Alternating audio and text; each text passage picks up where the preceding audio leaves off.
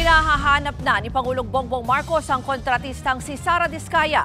Kasunod po yan ang rekomendasyon ng Ombudsman na kasuhan siya at iba pa kaugnay sa halos 100 milyong pisong ghost projects sa Davao Occidental.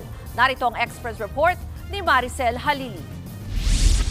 I have directed DILG and the PNP to ensure that they know the whereabouts of Diskaya at nung iba pa para paglabas ng arrest warrant ay maareston sila kaagad.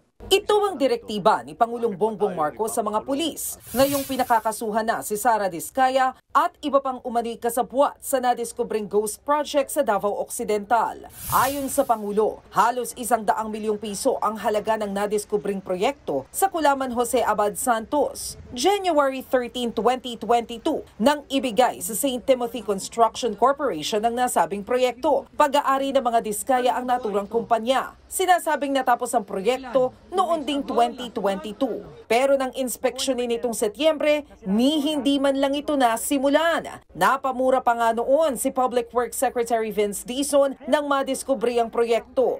Natuklasan ng Ombudsman yung mga isinumbiting final billing, certificate of completion at inspection reports ay palsipikado o hindi tumutugma sa aktwal na kalagayan ng proyekto. Maging mga video at larawan na hinarap ng respondent ay walang timestamp at hindi mabalidate na tumutukoy sa proyektong ito.